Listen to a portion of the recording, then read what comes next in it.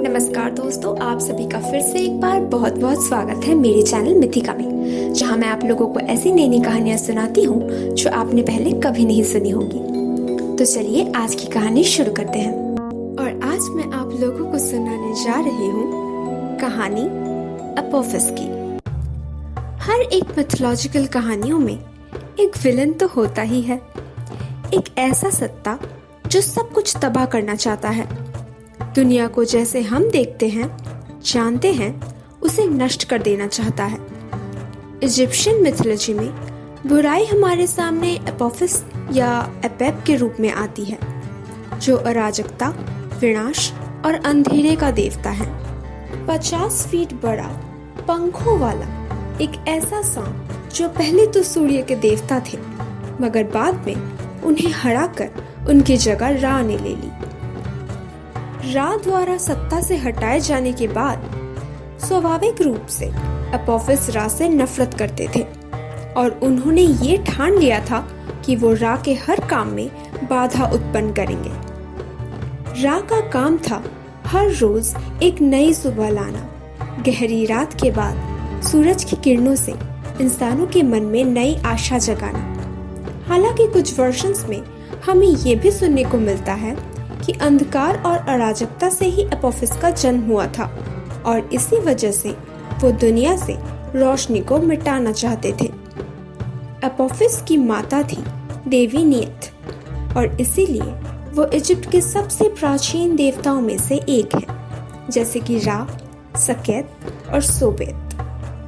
हर सुबह जब रा अपनी नाव पर सवार होकर आसमान में सूरज को ले जाते थे, अपोफिस उनके इंतजार में रहते थे और मौका मिलते ही उन पर वार करते थे। इसीलिए रा अपने साथ कुछ और शक्तिशाली देवताओं को भी रखते थे। उन्हीं में से एक थी उनकी अपनी बेटी सेखमेत। जब भी वो विशालकाय सर्प उन्हें निगल लेता था, वो उनके पेट को चीरकर रा को बाहर निकाल लेते थे। हर रोज उन देवताओं से हारने के बावजूद अपोफिस अपना कोशिश जारी रखते थे। उनका ये मानना था कि अगर एक दिन वो हार गए तो उनकी जीत निश्चित है। एक देवता होने के बावजूद अपोफिस का पूजा कोई नहीं करता था, बल्कि उन्हें कैसे रोका जाए इसके ऊपर एक पूरी ग्रंथ लिखी गई थी, जिसका नाम है द बुक ऑफ अपोफिस, जहाँ कई सारे नियम बताए गए थे उन्हें हराने का और उनसे बचने का।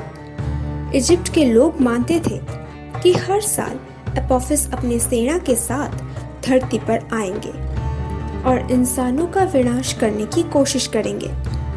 इसे रोकने के लिए रा के मंदिर के पुजारी हर साल के अंत में एक पूजा करते थे।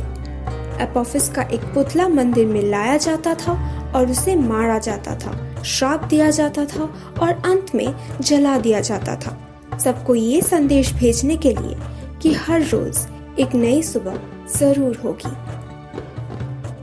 तो दोस्तों, कैसी लगी आप लोगों को आज की कहानी? अगर अच्छी लगी हो तो प्लीज इसे लाइक कर दीजिए। नीचे कमेंट सेक्शन में लिखकर जरूर बताइएगा कि आप लोगों को कैसा लगा। और प्लीज प्लीज प्लीज मेरे चैनल को सब्सक्राइब कर दीजिए। और हाँ, अपने दोस्तों के साथ शेयर करना बिल्कुल मत भूलना। मैं आप लोगों से मिलूंगी अगले हफ्ते एक और नई कहानी के साथ।